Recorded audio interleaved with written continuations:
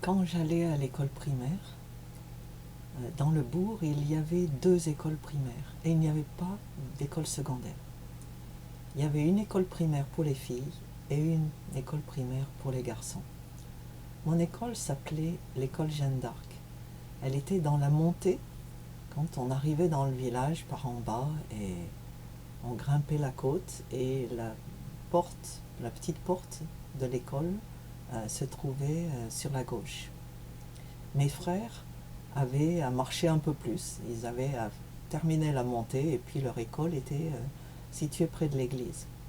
Mon école, donc, elle était dans la montée et quand on rentrait, on passait la porte, il y avait un petit escalier euh, avec des marches très douces et puis on arrivait dans la cour de l'école.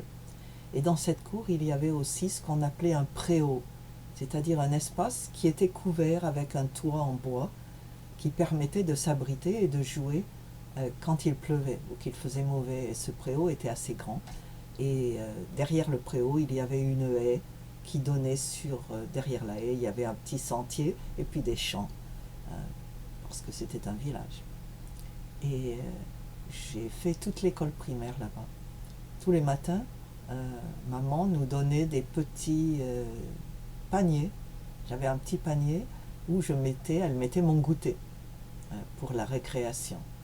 Et donc on allait à l'école et à l'heure de la récréation, au milieu de la matinée, on sortait dans la cour, on mangeait son goûter et puis on jouait et après on rentrait. Et mon jeu favori s'appelait le ballon prisonnier. Il y avait 2 équipes qui se faisaient face, qui étaient des équipes ennemies bien sûr, et chacun de chaque équipe devait lancer le ballon et toucher quelqu'un de l'équipe adverse. Et si vous réussissez à toucher cette personne devient prisonnier. Et elle est mise en prison derrière vous. Et son équipe doit la délivrer. Et pour la délivrer, il faut qu'il réussisse à lui lancer le ballon et qu'elle tue, entre guillemets, avec le ballon, un des gens de l'équipe des prises, des gardes-chiomes, ceux qui gardaient les prisonniers. Et moi, j'étais très très doué au ballon.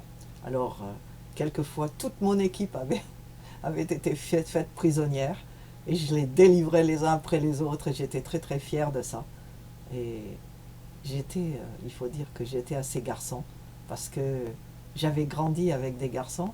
Ma sœur est née beaucoup plus tard, donc j'avais l'habitude de me battre.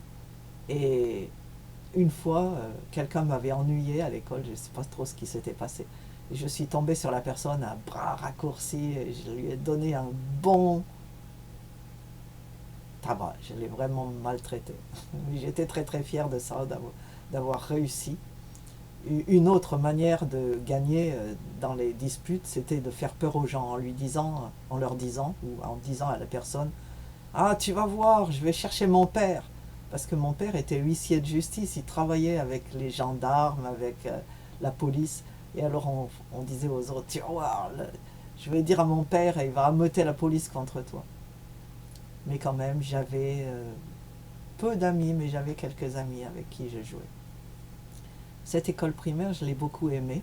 Je me souviens, un de mes premiers souvenirs de l'école, c'était que j'étais en classe de jardin d'enfants et on devait jouer une pièce qui avait un rapport avec je ne sais trop quoi, probablement l'Égypte, et on m'avait transformé en momie avec du papier de toilette.